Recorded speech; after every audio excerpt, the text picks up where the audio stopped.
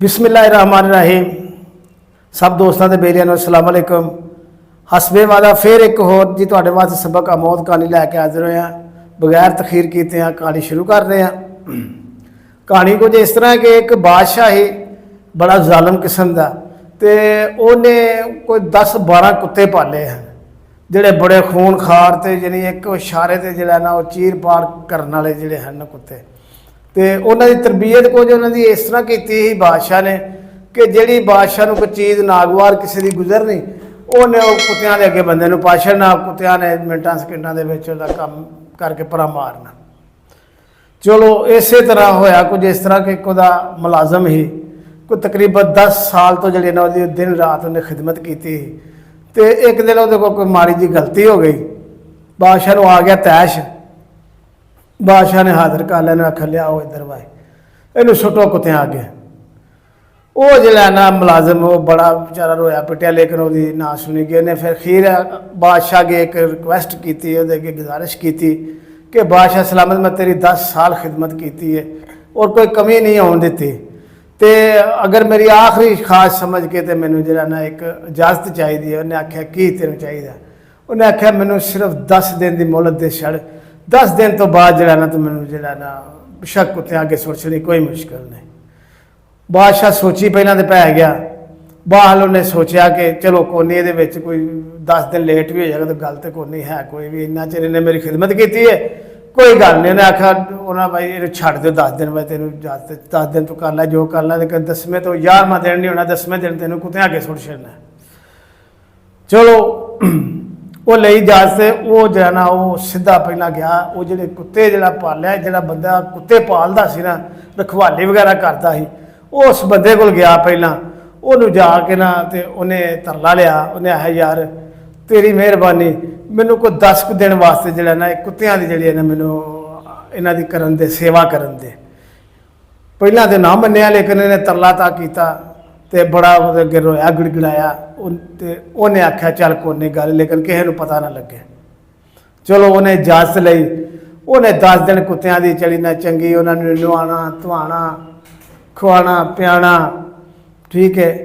उन्होंने सारे जरा ना जो भी है नाश्ता भी आपी दे, रोटी दोपहरी जो जो कुछ कर सकता है, इन्होंने बड़ी सेवा कुत्तियां की की। उन्होंने हौली हौली 10 दिनों के यानी ये हिसाब हो गया कि कुत्ते जड़े ना वो वाकफ बन गए। कुत्ते जड़े ना उन्होंने जरा मतलब कि एक पता तो जानवर जरा होंगे प्यार का होंगे, वो कुत्ते भी उन्होंने एक मुहब्बत जरा ना इस तरह का माहौल बन गया। चलो वो जड़ा ना 10 दिन उन्होंने 10 दिन भी हो गए। वो जिस कड़ी 10 दिन हो गए तो बादशाह ने सद लिया, लियाओ भाई लैन का इशारा बादशाह ने किया। अपने मुलाजमान सुट दे कुत्ते अगे। वो कुत्ते अगे उन्हें सुटता वो महल के दरबार चल बंदे दूसरे उन्हें डर नाल अखां बंद कर लिया। नहीं लोगों को वेख्या जाता कि हुणे चीहो पुकार शुरू हो जानी है, कुत्तियां ने कर छड़ना, चीर पार कर छड़नी मिनटा सकेंटा में। तो वो जड़ियाँ है ना वो कोई भी हरकत हुरकत को ना आई। उन्हें अखां खोलियां, उधरों बादशाह भी जड़ा है ना वो बड़ा लाल पीला भी तो हैरान भी कि ये की बन गया। कुत्तियां इनू आख्या ही कोई नहीं, कुत्ते वेख्या तो कुत्ते वो बंदे के पैर चट्टन पे, तो वो आले दुआले बना के हल्का जहा दायरा बना के बैठे, तो बड़े प्यार न तो कोई पैर झट रहा, कोई कुछ कर रहा, कोई कर रहा। बादशाह बड़ा गुस्सा तो चढ़िया, लेकिन कि मेरे कुत्ते मैं इन्हों की तरबीयत की जरा मतलब कि उन्होंने आख्या ही कुछ नहीं है, लेकिन वो नाल हैरान भी बड़ा आया। उन्हें उन्होंने पूछा कि ये की माजरा, मैनू कोई समझ नहीं आई। वो गुलाम ने कहा बादशाह सलामत, इन्हों की मैं 10 दिन सिर्फ सेवा की है, तो जानवर ने तो उन्हें 10 दिन का मेरा ये मुल पाया कि उन्होंने पता है कि मैंने ये बंदा जो साढ़े नाल जो इन्होंने प्यार किया, तो उन्होंने भी मेरे नाल प्यार हो गया। मैनू इस वजह तो आते कुछ नहीं पे, तो तेरे 10 साल मैं दिन रात एक करके खिदमत की है, तो तू 1 मिनट नहीं लाया तो तू मैनू जरा ना मौत की सजा दे छड़ी है। बादशाह सोची पै गया। बादशाह ने आख्या इनू छड्ड दिओ। तो कहानी सुनाने का मकसद यही मतलब यही है कि बाद औकात असी भी फैसला कर लगे 1 मिनट नहीं लाते।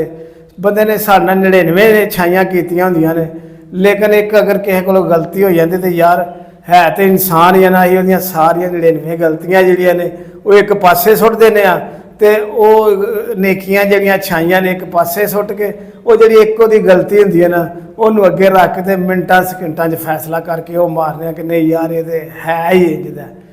ਤੇ ਕੋਸ਼ਿਸ਼ ਇਹ ਕਰਨੀ ਚਾਹੀਦੀ ਹੈ ਕਿ ਬੰਦੇ ਨੂੰ ਉਂਝ ਵੀ ਜਿਹੜਾ ਨਾ ਇਹ ਅਕਲ ਦਾ ਤਕਾਜ਼ਾ ਵੀ ਇਹ ਹੀ ਹੈ ਕਿ ਜਦੋਂ ਕਿਸੇ ਤਰ੍ਹਾਂ ਨਾਰਾਜ਼ਗੀ ਜਾਂ ਉਸ ਤਰ੍ਹਾਂ ਦਾ ਮਾਮਲਾ ਹੁੰਦਾ ਤੇ ਯਾਰ ਬਜਾਏ ਉਹਦੀਆਂ ਬੁਰਾਈਆਂ ਅੱਗੇ ਰੱਖਣ ਦੇ ਉਹ ਇਹ ਵੇਖੋ ਕਿ ਉਹਨੇ ਤੁਹਾਡੇ ਨਾਲ ਛਾਈਆਂ ਕਿੰਨੀਆਂ ਕੀਤੀਆਂ ਨੇ, ਉਹ ਤੁਹਾਡਾ ਪਿੱਛੇ ਕੈਸਾ ਚੱਲਿਆ, ਤੇ ਮਿੰਟਾਂ ਸਕਿੰਟਾਂ 'ਚ ਫੈਸਲਾ ਨਹੀਂ ਕਰ ਦੇਣਾ ਚਾਹੀਦਾ। ਅੱਜ ਦਾ ਕਹਾਣੀ ਦਾ ਇਹ ਮੈਸੇਜ ਸੀ। ਅੱਲਾਹ ਤਾਲਾ ਤੁਹਾਨੂੰ ਖੁਸ਼ ਰੱਖੇ। ਕਹਾਣੀ ਅੱਛੀ ਲੱਗੀ ਹੈ ਲਾइक शेयर ਜ਼ਰੂਰ ਕਰਿਓ ਜੇ। इंशाअल्लाह ताला फिर हाजिर होवांगे ਤੁਹਾਡੇ ਲਈ ਦੂਸਰੀ ਅੱਛੀ ਤੋਂ ਅੱਛੀ ਕਹਾਣੀ ਲੈ ਕੇ। तब तक सानू इजाज़त दियो। अल्लाह हाफिज़। अस्सलाम वालेकुम।